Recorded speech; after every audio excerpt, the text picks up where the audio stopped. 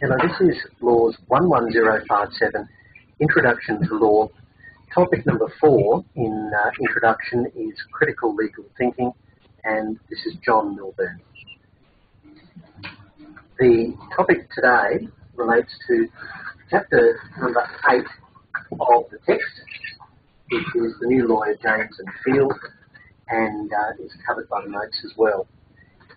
What I propose to do is talk about assignment work generally, talk about how the assignments can be improved in terms of presentation generally, and then talk about any issues that may be relevant to you. Okay, now I see that we've got you on picture by the look of it, Shelley. Yep. Okay. Now, has anyone got any questions that they want to ask first up? John, I just had one question. From the reading for last week, in the book it said about case law is reactive. Yes. And legislation can be reactive but is mainly prospective. Okay. When I watched the video tutorial that Wayne Jones had done, I just noticed that he mentioned in there, he said legislation is always reactive. So I'm a bit confused. Maybe it's just a bit of both ways, or? Yeah, sure. Well, firstly, are you seeing me on your screen? Yes, I've got you, yeah. All right. Situation is that, in my view, case law is generally reactive. Legislation is generally proactive, but as I explained in an earlier online session, it's a bit of a loop, and it seems to work something like this. A law is passed, in a sense, reactively to what people, the constituents want. That law is created and becomes it's then tested through the courts, and the case law reacts to the law, and that's what's reactive. Politicians then respond to what the courts have done. Excuse me, John? Yep. I'm sorry to interrupt, but we cannot hear you. Oh, okay. Thank you.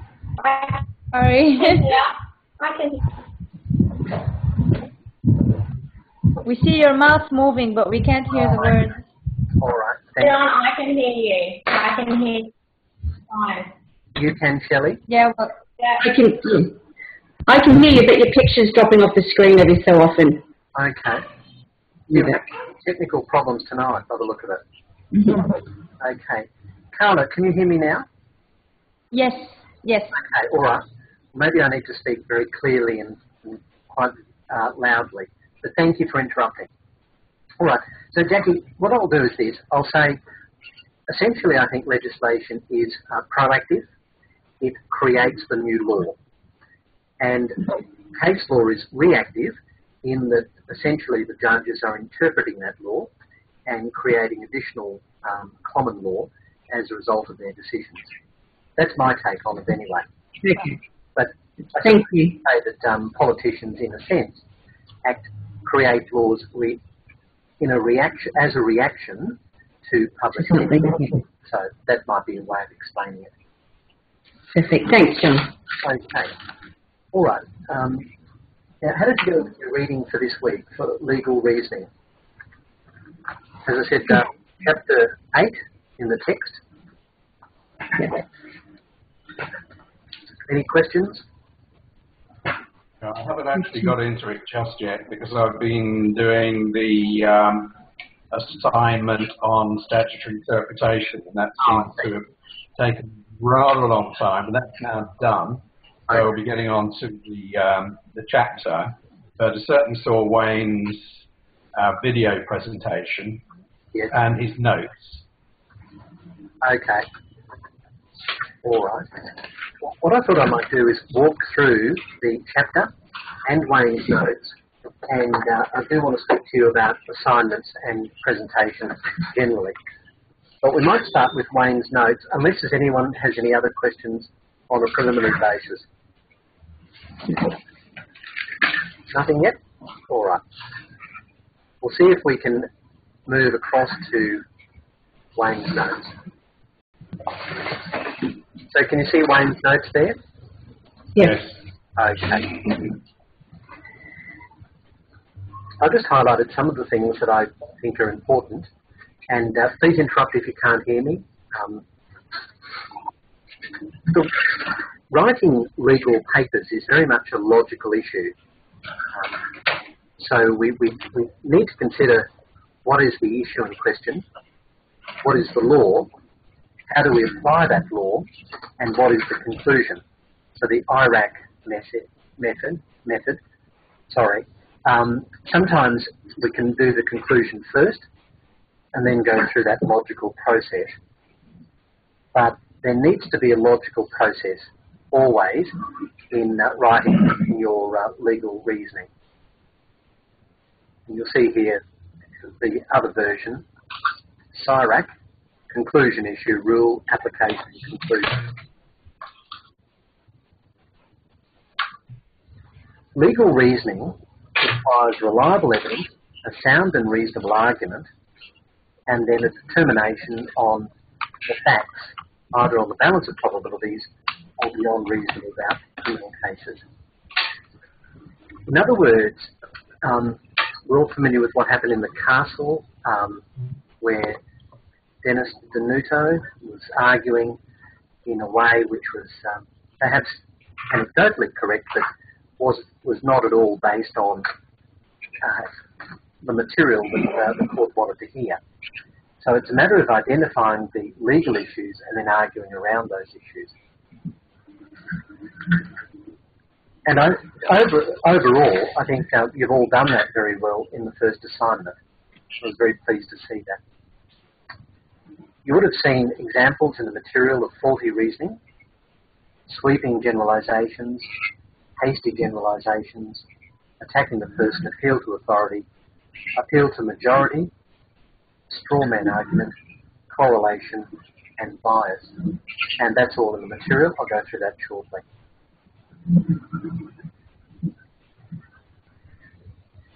Critical thinking.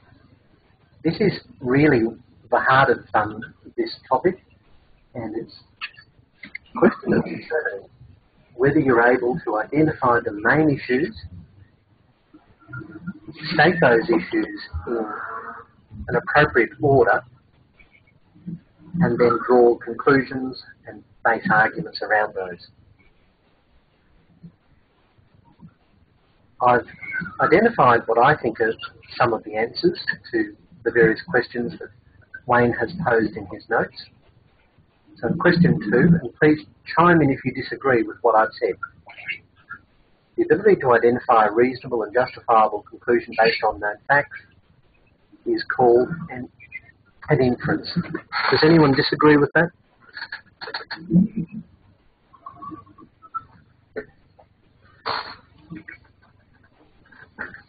Question 3, the process of identifying the relevant legal rules for an issue is called legal reasoning. Tell me if you disagree. All politicians are corrupt. Jim is a politician, therefore Jim is corrupt.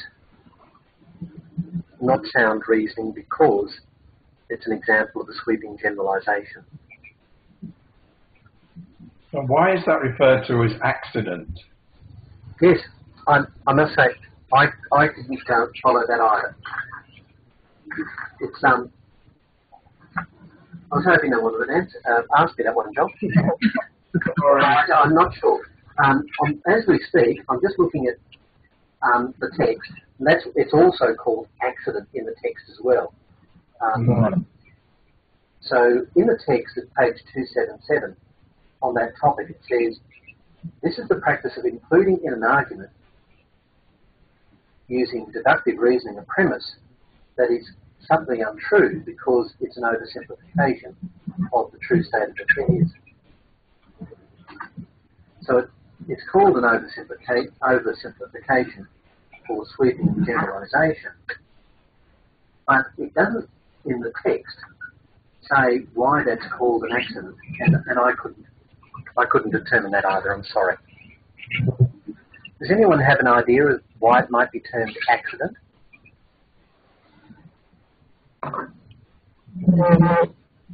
Okay. Well, thanks, John.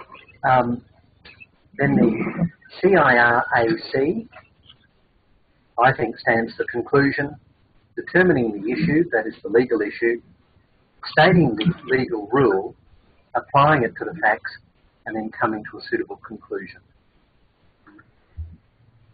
Number 7, when a court hears evidence in a case, it is primarily concerned with what? Now, I had to stop and think about this one. I opted for balancing the interest of the parties, but it's fair to say that all of these are really true. Determining the truthfulness of witnesses, determining the facts in issue, discovering all of the relevant facts and balancing the interest. That's the only one that really courts generally don't aren't called upon to do, is discovering all of the relevant facts. I could just stop there. Our system is called an adversarial system in that we have the two litigants as adversaries, both trying to convince the decision maker that theirs is the appropriate argument. The alternative is a system which involves interrogation, and that's not what our court system is based upon, unlike, say, as I understand it, the French system. There is an exception to that, and that is in relation to tribunal work, where, for example, in QCAT, we have a role of being able to soften general rules such as hearsay, and are able to a degree, interrogate with a view to discovering the relevant facts. Would that also apply to something like the CMC? Yes, very much so, John. Very much so. All right. And I think we have a few more people have joined us, so welcome to those who just joined us. We appreciate you being online. And feel free to chime in at any stage. All right. So any questions then about that flying visit to Wayne Jones' paper?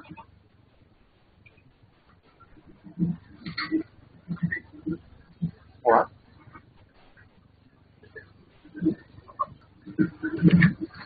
What I might do then is let's go back to our text in relation to chapter number 8, which deals with the same sorts of issues. And I'll invite your questions as we go, by all means. Can I say this text, I think, is wonderfully written. It's extremely useful, and in itself, it's a very good example of how you should write in law, in that it's written in a very logical way. I particularly like the example that the authors prepared on page 269, which is the example of a university student. I don't know how to pronounce this name, G-A-I-A. Does anyone have any thoughts on how to pronounce that name? Gaia. Gaia? All right, thank you. So Gaia is a university student, attends a bar owned by Kevin to see a local band. A very large and slightly drunk man, Jay, stage dives into the audience and onto Gaia, who collapses under his weight, cracking one of her ribs and damaging her phone. Her anger later shifts to Silent Bob, who's a bouncer, who did not stop Jay from climbing onto the stage. When she complains to the owner, Kevin, about Silent Bob's carelessness, Kevin, the owner, informs Gaia that it's common practice in many local bars for security staff to occasionally let patrons get away with stage diving. Consider. Now, I thought that was an excellent question. And you'll see at the bottom of page 269 that the authors have identified the material facts as follows. And these are the ones that you need to consider when you're determining the legal liability issue. Firstly, Gaia was a patron of the club. Another patron Jay dived onto Gaia. Silent Bob, employed by Kevin, did nothing to prevent him from getting onto the stage, and Gaia was physically injured and her phone was damaged.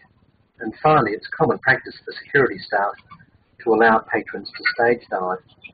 Now, does anyone disagree with that list of 5 material facts as identified by the authors? Does anyone say that one of those or more of those are not material? Or does anyone argue that there are other material facts which are not identified?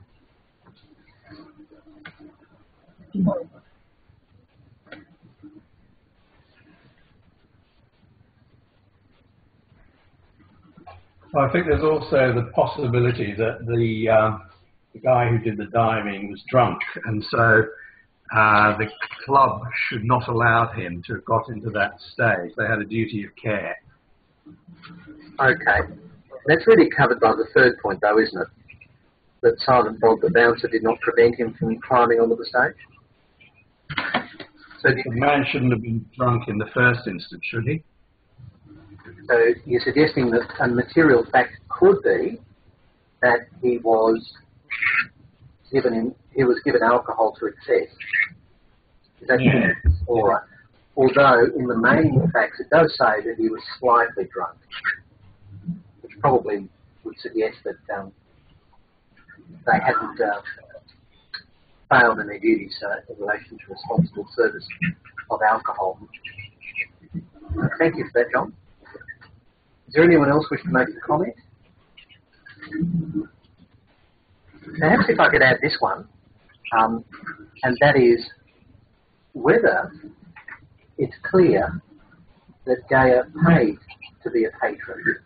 And I think in later examples there's an indication that she made nothing. If that was the case, if she did pay as a patron, does that make it any different to if she had just simply come in and not paid? Would the liability issue change at all as a result of that? Does anyone have a view on that? There would have been a contract in existence between Gaia and the club, but whether that would have actually had any influence on the liability, I'm not sure. Okay, thank you very much. I'm glad that you identified the issue of contract. That's exactly what I was looking for, John. Thank you. All right. At the bottom of page 269, the authors identify some facts which are not relevant. That Gaia was a university student. She was at the bar to see her favourite band. Jay had red hair. Gaia was annoyed after the accident and swore at Jay. Does anyone think that any of those issues are in fact important? No.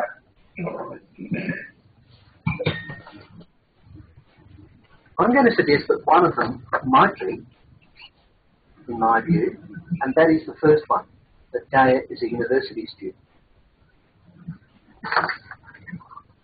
Does anyone have a theory as to why I think that might be relevant as a... Do you mean age? Yes. Well, the age could be a factor. You mean if she was underage? Maybe, but not so much colour. Okay. So the reason I'm suggesting it may be a material fact is this, that if the person who was injured was a person who was not looking at earning sums in the future as a result of the injuries. So the reason I say it may be relevant is that it may have a bearing on the amount of loss that she suffers. Now, in this instance, I don't think that would be the case because it doesn't seem that she'll be injured for any substantial period of time. But let's just say, for example, that this occurred the week before exams were due. as a result of that, she was unable to sit for exams. Maybe it delayed her passing for a period of time and delayed her income for a period of time. So it may be that that will have a bearing on her future economic loss, is really what I was getting at. But on the facts, I'm not sure that is really an issue. Now, can we just go to the next page, 270, for those of you that have got your textbook. And John has already alluded to something that caught my eye. Towards the end of the second last paragraph, the authors say that in this instance, in relation to the potential dispute between Gaia and Kevin, the legal action in question is an action in the tort of negligence. Now, I think there's more than that, but before we get on to whether there's more than tort of negligence, let's just talk about what's meant by the term a legal action and a legal action in the tort of negligence. All right, firstly, does anyone have any ideas on what we mean by a legal action?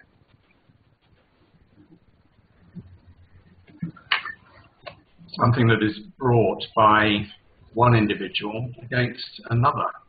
Okay, thanks, John. Yes, there's no magic about it. It's just an action brought typically in the courts or perhaps in a tribunal.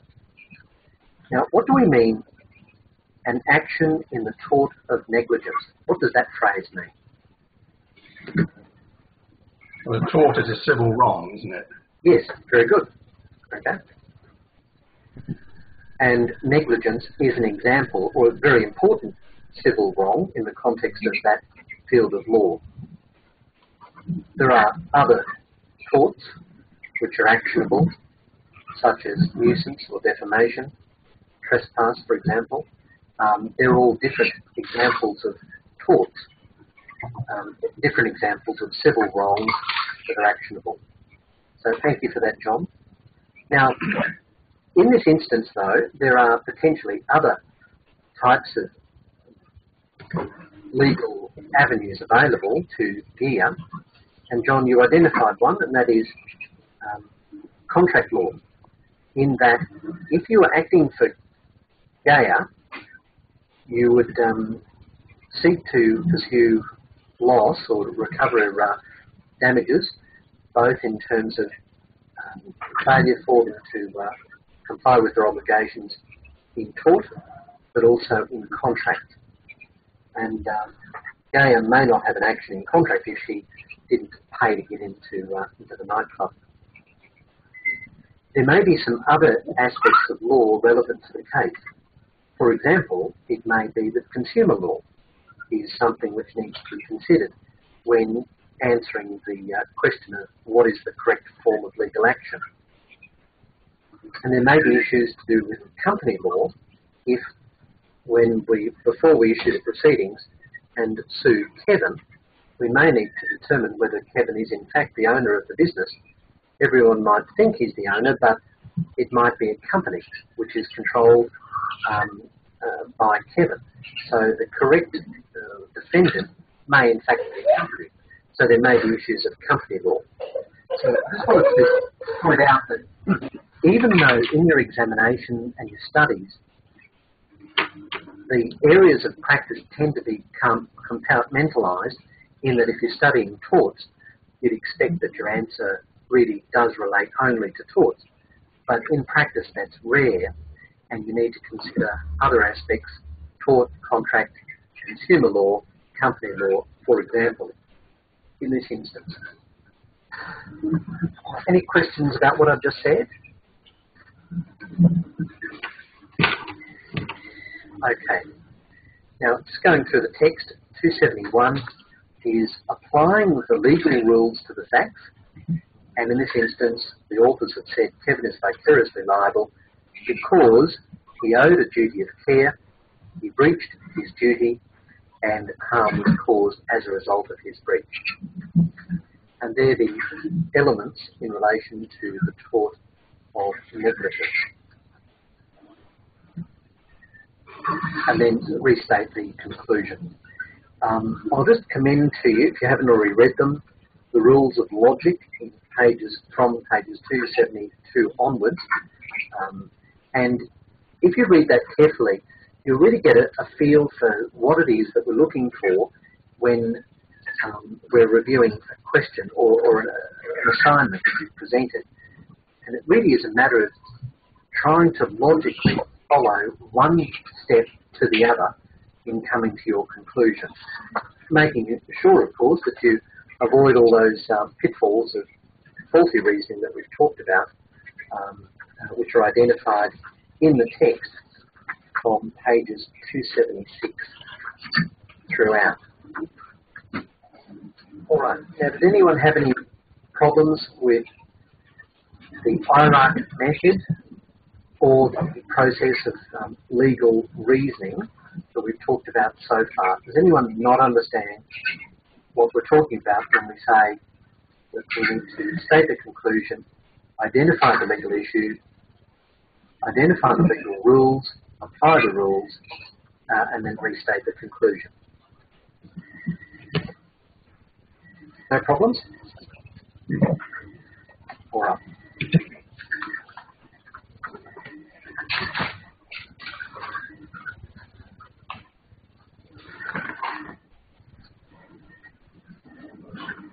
Just if I could draw your attention to something on page 296, about halfway down the page, and it's some commentary in relation to critical thinking. And I think this is very important to bear in mind throughout your studies and also while you're practicing. And it says there, the critical thinker must be willing to challenge what others take for granted or accept at face value. Many people prefer to accept what they are told. A critical thinker instead prefers to question what they are told. Now, this will be very important in your studies and in your practice, because you'll be told things and you have to make the judgment call when to accept that at face value and not to question it, as opposed to when to question it, and if so, on what basis and why. It may be that at times, in a courtroom setting, you must interrupt and question or challenge something that's said. But you need to do so carefully, and you need to pick your moment and pick the time. So I'll just ask you to please think critically about everything that you read, everything that you think, everything you're told, because as lawyers, that's your job. You've got to think outside the box, and despite what there might have some common misconceptions, law is, in my view, a highly creative profession, open to many novel ways of dealing with the same issue. All right, let's just take a very simple example. On the very first day that you're in practice, you're consulted by a person who says, I have a real problem with my neighbour. Their tree is overhanging into my yard. Can you give me some advice? Now, let's think creatively for a moment.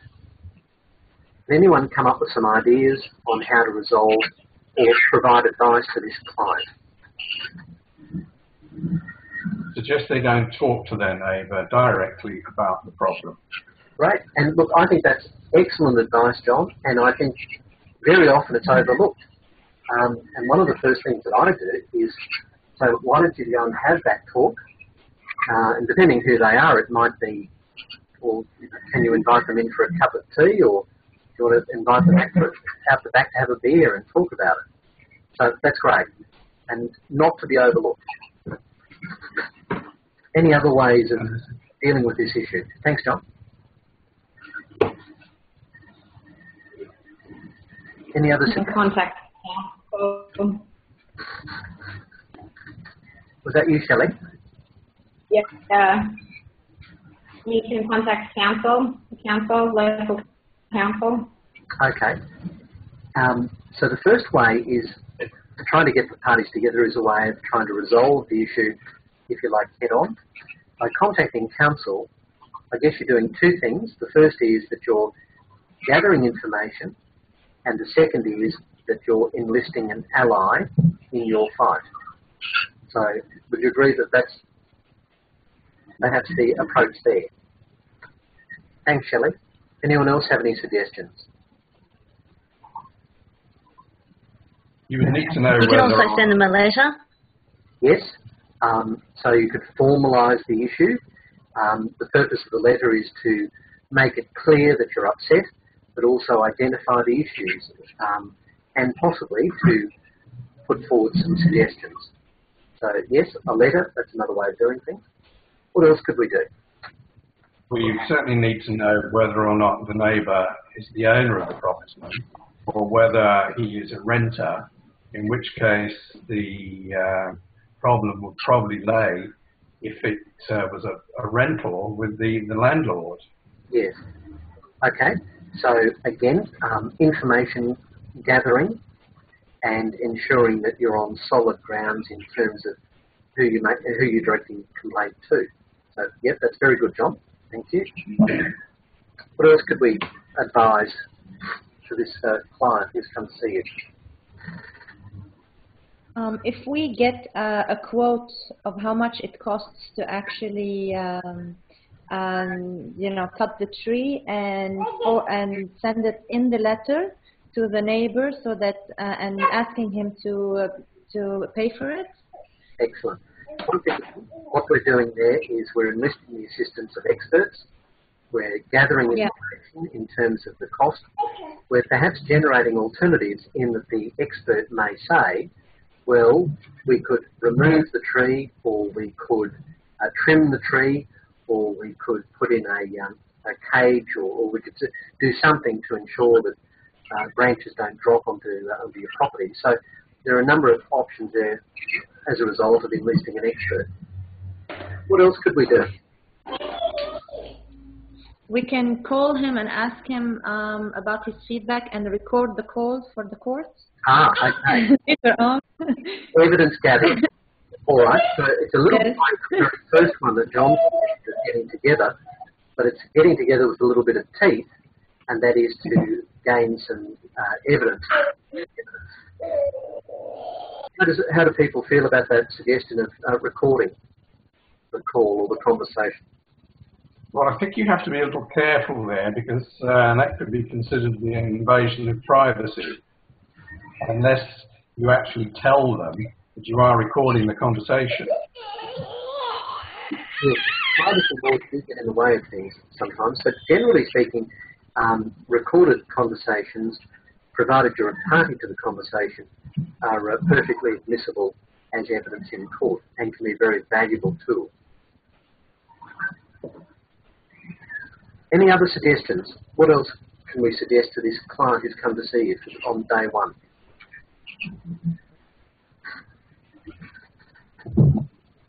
There's one. What was that? Sorry, John. If the tree is... Sorry. Buy some copper nails. Well, all right. Well, that may not be exactly the solution, but you've identified something which is important, and that is there a self-help remedy? It has to be legal, of course, but I explore that. Is there a self-help remedy? Thank you. Now, was it Carla? Take it to small claims court. I don't know if you call it small claims court here. Yes, take it to a tribunal straight away. And I've just Leslie Powell, our managing director, has just popped in. Hello, Leslie. You could go to a tribunal or to a court and try and obtain some redress as a result of that. That's an excellent idea. Just one question. What about the police? Can we call the police and file a complaint? Or? Good. You might be able to. So enlist outside support, a bit like the earlier suggestion of contacting the council. Maybe you go to the police. You'd need to arm yourself with some complaint as to why it's a criminal law matter, but sometimes going to the police is a very valuable tool. You've got to be careful, though, in terms of going to the police, that you essentially go to the police first before you tell them. You don't threaten to go to the police, because if you say something to the effect, unless you're willing to do this, I'm going to go to the police, you are in yourself committing a criminal offence, compounding. So you've got to be careful not to threaten to have someone prosecuted in order to extract a benefit. Same sort of logic applies if you say to people, unless you're willing to do this, I'm going to dob you into the tax office, or unless you're willing to do this, I'm going to dob you into the Department of Child Safety, etc. So just be careful about that. So there's a difference John, between and a legal action. Yeah, sorry, was that you, Jackie? sorry, I didn't mean to cut you off. No, you're right. John, if the neighbour's tree, the part that's hanging over into your yard, aren't you within your rights and within the law to trim that part yourself? Yes, and that's an example of a self-help remedy. Yeah. Yes. There's new legislation on this, the Neighbourhood Disputes Act, and I commend you to read that. But what you've given me is an example of self-help. We haven't finished. There's more options. What else could we advise our client? Move. No. Yeah, talk to the other neighbors maybe and get and enlist and see if he's already committed any other offences against them. So we. Yep. I agree with both those suggestions. Number one was move.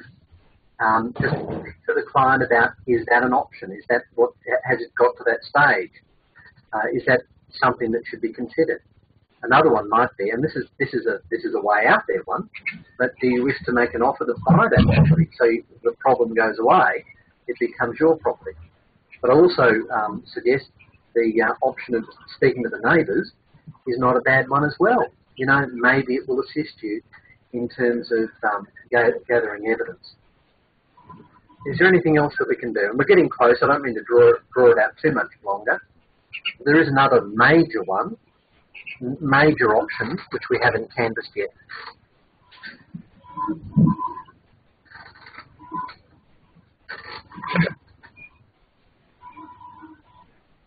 No one? Mediation. There is a free mediation service through the courthouses typically. The Alternative Dispute Resolution Centre, they specialise in mediation disputes, and I certainly encourage you to think about advising your client to contact the mediation service. If the matter does go to QCAT, there will be conferencing, essentially mediation as well, and a quick and easy resolution of the matter. Now, the point of that exercise is to say that even though in your studies you will be expected to answer a question which relates to the topic, there are in reality, generally speaking, very many ways that one can apply some creative thinking to assist in a client in resolving an issue. And don't be fooled by the fact that just because you're studying torts, that the matter is only therefore tort, and going to court and getting damages is the only legal way to resolve the issue. There are many ways to do it. Okay, any questions then from that? All right. I'd like to talk a little bit about criminal law later, but I thought it might be opportune to just speak with you about layout and presentation. So I'm just going to open a page and switch you to the other screen.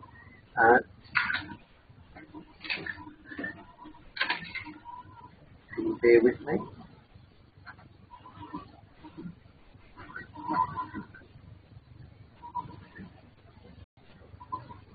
Now, hopefully you're seeing a word program. Is that what everyone's seeing on their screen? Yes. Okay. I'm assuming that some of you use PCs and some of you use Mac, but I use a PC, so I use the industry standard Word. Does anyone have other word processing programs that they use? Or are you happy if I just work around Word as the pro forma? Okay.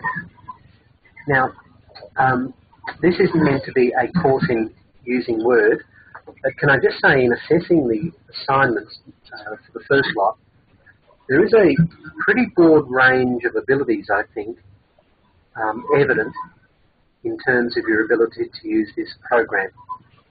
If you feel that you're not particularly good at using the word program or some similar program that produces documents, I would encourage you to seriously think about doing a course or a number of courses to improve your skills in that regard.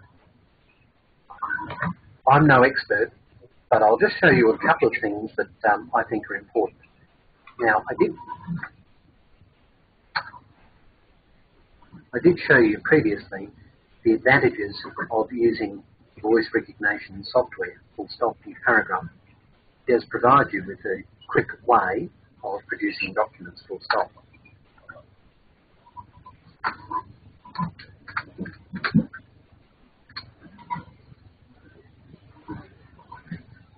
Quick.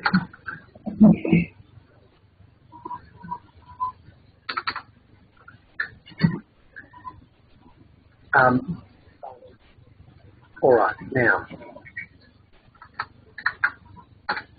heading. I take it you're all familiar with this thing called normal.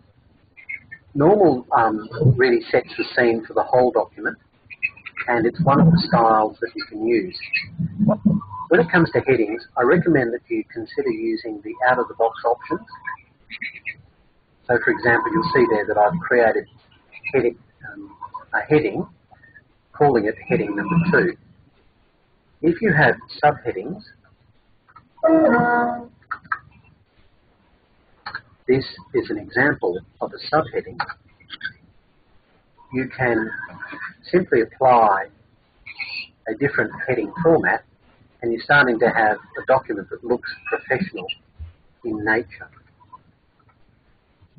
I also suggest that, where possible, you use the out-of-the-box numbering and even bullet points, full stop.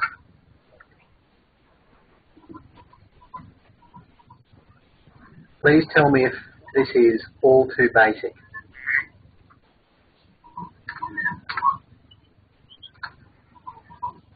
Any questions so far?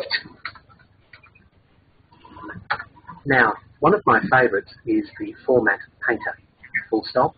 It's something that I use on a regular basis to get myself out of trouble if I find that I am not formatting correctly, full stop.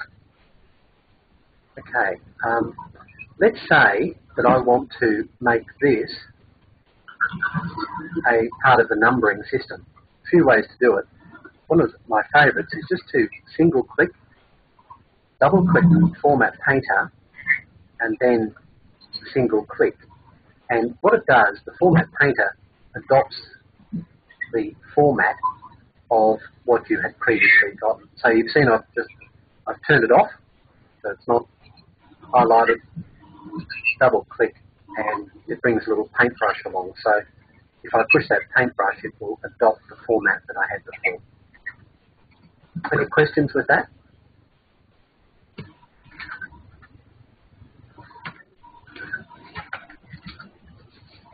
If you wish to change the overall style of the document, then you might wish to modify the normal style, full stop. So if I right-click on normal, you can modify so that instead of Calabri 11, left justify, I might decide that I want to go Arial 12, full justify, and apply that across the document. You see that it's changed the whole style rather than individually changing. And so if I click on throughout the document, you'll see that it's now adopted this Arial 12 as the standard model. I did notice that some of the students were not referencing in the style preferred. Preferred.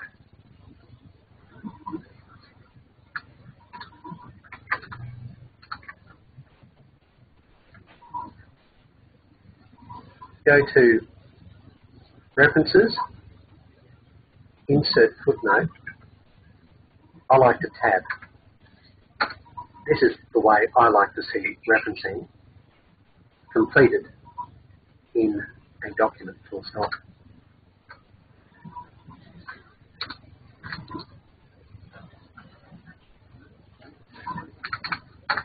If you wish to reference something else, then simply add in another footnote, full stop. The program will do all the hard work. It will identify the next number and take you to the correct location, full stop.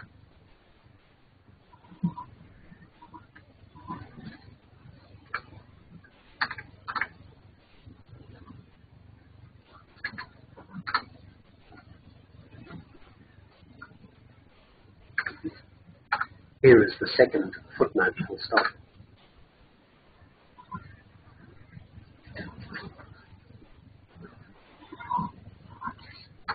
In the papers that I have marked, you will see that I have adopted the review function in Word, full stop. It provides me with an opportunity to comment, and it looks something like this, full stop. Review, new comment. Over here I now make a comment about what you have written, full stop.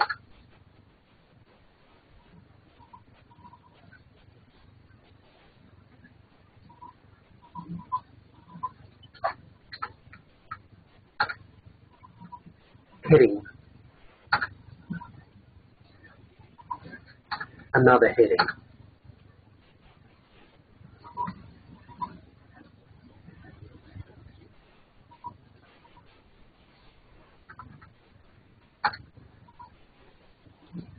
I should make some comment about how we refer to cases, dash, and legislation, dash, use italics, full stop. For example, if you are making reference to the Native Title Act 1994, open bracket,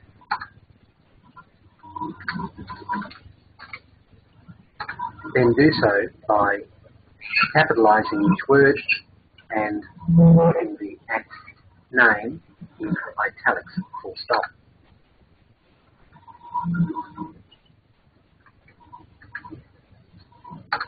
Cap that.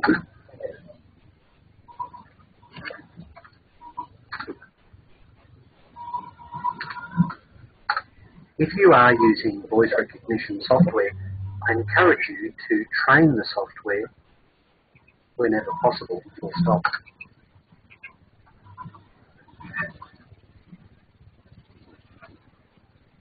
Now, off screen, I'm just training. Hello, Rachel. Thanks for joining us. I'm just training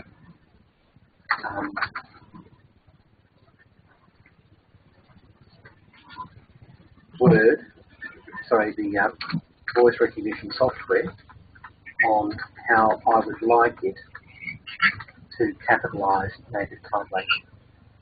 Native Title Act. I'll try again, dash, Native Title Act, dash. You will see that I have now trained the computer to capitalise those words when I say them, full stop. I think, at least in the first instance, you will not need to have a table of contents, but as your assignments grow longer, it may become necessary, full stop. It's a while since I've done this, but let's see if we can put in a table of contents, full stop.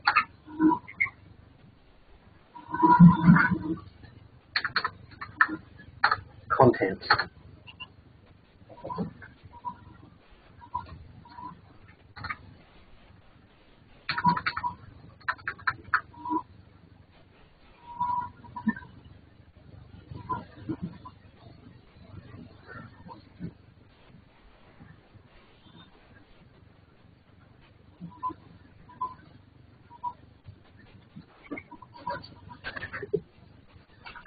we now have a table of contents, full stop.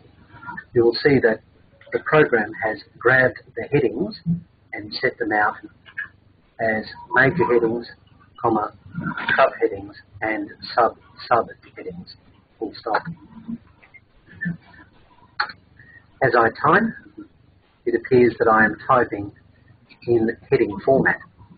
Dash, I do not want this, so I will make a change, full stop.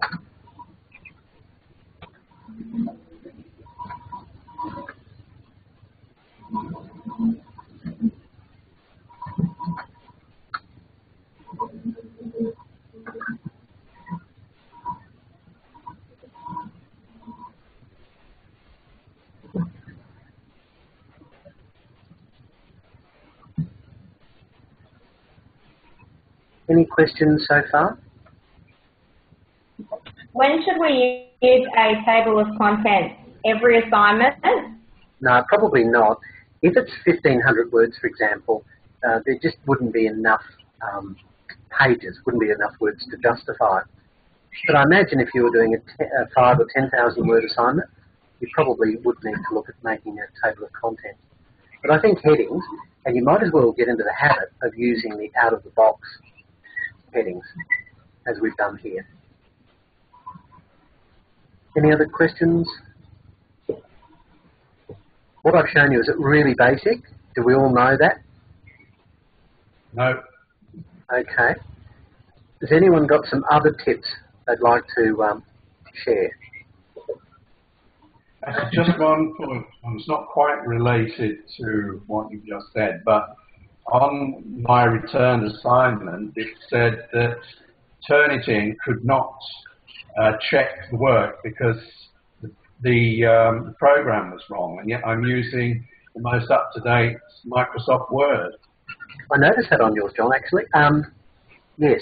I think for some reason yours was saved as .doc.doc. There was a double up in the way it was saved. That might just be a little glitch. But by all means, if you'd like to select the document and email it over to me, I'll just check the way you've saved it. Again, I hasten, I'm not an expert on Word, but I guess I use it a lot, so you get to know a few things. Thanks for that, John. Any other comments or questions? Anyone got any other tips on how to present their documents?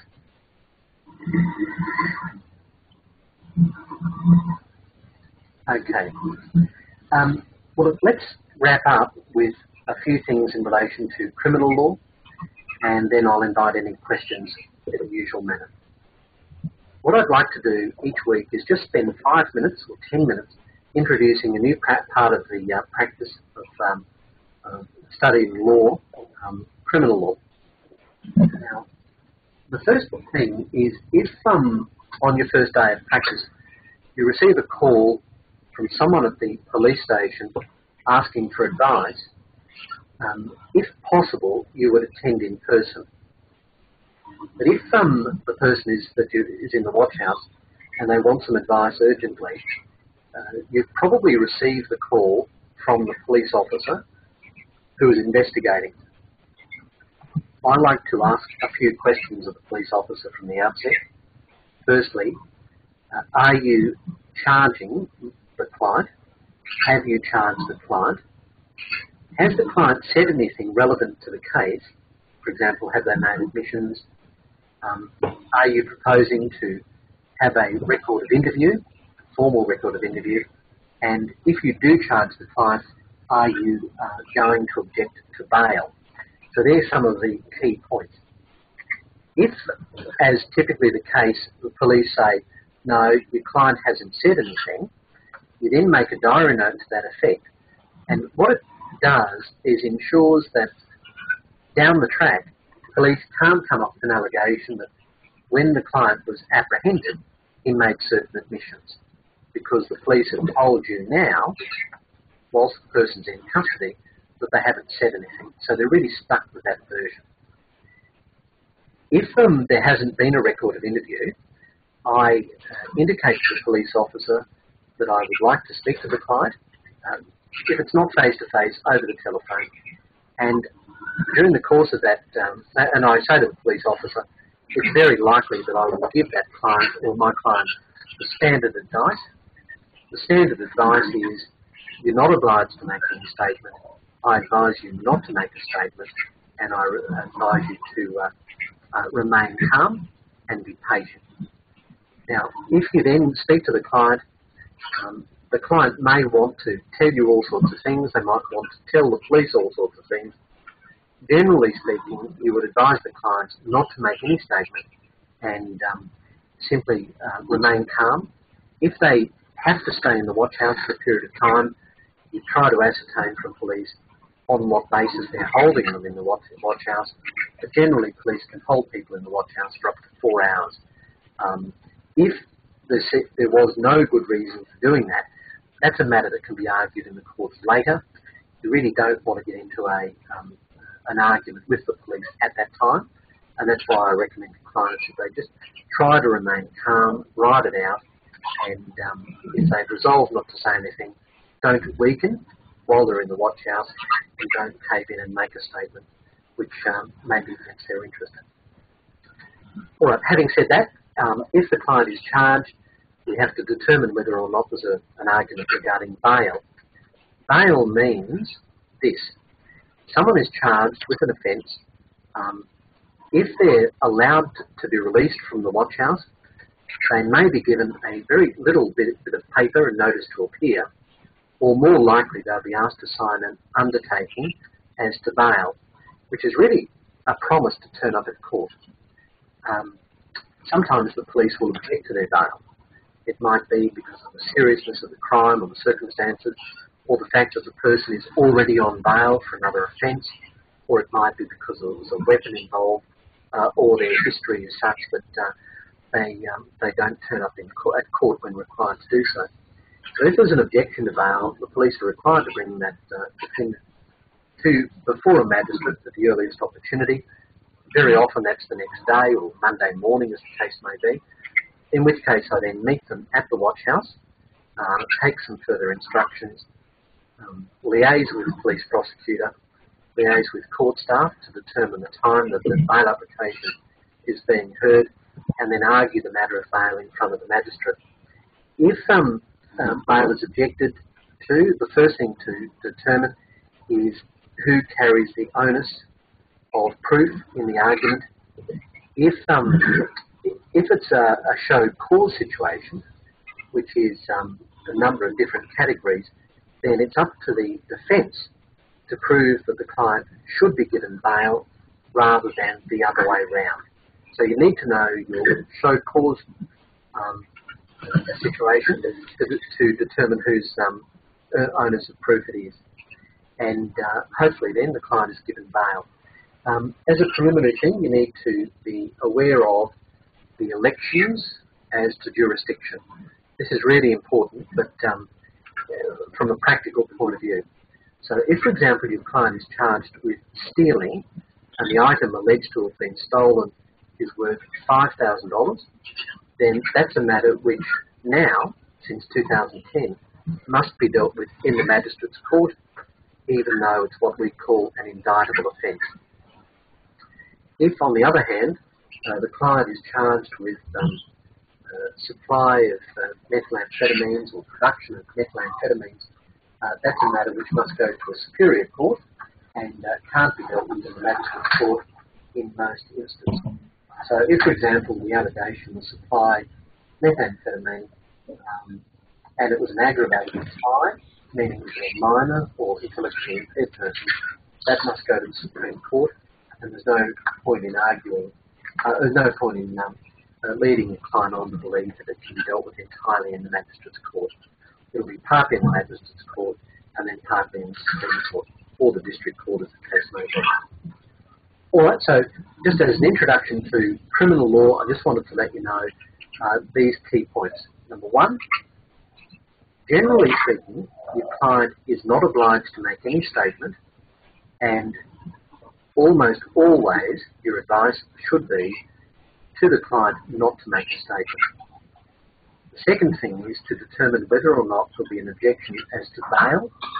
And if there is an objection to bail, make sure that you determine whether the client is in a show cause situation or not. Have a look at the Bail Act Section 16. And thirdly, determine what the charge is and make a quick assessment as to which court that charge should be dealt with, whether it's in the Magistrates Court, the District Court, or the Supreme Court. If you can master those basics, then you'll be on your way in those initial stages. There's a lot more to criminal law than that, but I just wanted to give you a quick intro, just in case you're on the spot on the first day at the office as a law clerk or as a solicitor dealing with that criminal law issue. All right, look, you've all been very patient. We've run over time that we normally would spend.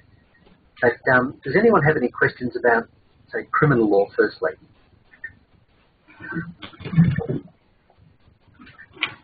Okay. Anyone have any questions about the little demo that I did with Word and setting out assignments? Nothing there? All right. Well, thank you. I might just, as we do, go around the room, as it were, to see if anyone has any closing questions or comments. I hope you don't mind me doing this. But Shelley, do you have any questions or comments? Okay, thank you. Carla, any questions or comments? I have one question. I'm not sure if it's a bit silly or not, but concerning the case that you just told us about the woman with the bouncer and yes, the drunk. What's the technique that we use in order to determine? For example, you said that it's more than a tort case. It's a contract and consumer. It might be company law. If you don't have any knowledge of these laws yet, because we haven't taken the courses yet, how are we supposed to know that the case might be trialed with these? Is there like a technique or? No, there's not. Good question, Carla. There's no technique. It's really the point of that exercise was just to broaden your thinking and practice. It may be something that you can identify in passing for bonus points. If you're doing torts and you're studying negligence and your case is about negligence, all you need is an answer that's based on negligence law. But if you wanted a bonus point, if you believe that contract law is also relevant, then just down the bottom or somewhere in the material, you can say the advice has been framed strictly in relation to the law of negligence, but there may be other issues involving contract or company law. Thank you, Carla. Anything else, Carla? No, that's it. Thank you. Thank you. Jackie, any questions? Yeah, I have one quick question, but it's not to do with what you talked about tonight. It's to do with barristers. A quick one, sorry. I know that we said earlier that barristers get the brief from the solicitor, basically. If a barrister, if there's a workplace incident, is it usual for a barrister to go out with the solicitor and see where the person got hurt in the workplace? Is that something barristers would normally do? Generally not, but they could do. Quite often barristers will meet with the clients, obviously before the trial, and they may do an inspection of the workplace, or they may go out to the scene of the accident or the scene of the alleged crime. But generally, mostly that would be the solicitor. Thanks. Okay, thank you. All right. John, any questions or comments? No, I don't think so. Okay. Thank you very much, John. And Rachel, any questions or comments?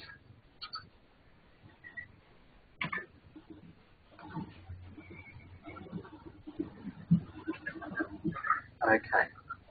All right. Well, look, we might wrap it up. And I think... No, just sorry, I'm in the middle of a blackout and I'm dropping off with my internet connection. Oh, I got your email. Was that you just emailed saying it was dropping out? All right, thank you. Any questions or comments, Rachel?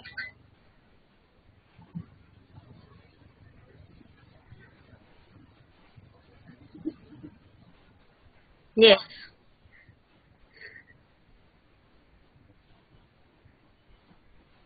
No, I just really enjoyed the creative thinking stuff. I'll need to get some more info back on, or have a look at this when it's on Moodle about the, you know, setting up the assignments and that. But no, it was very good.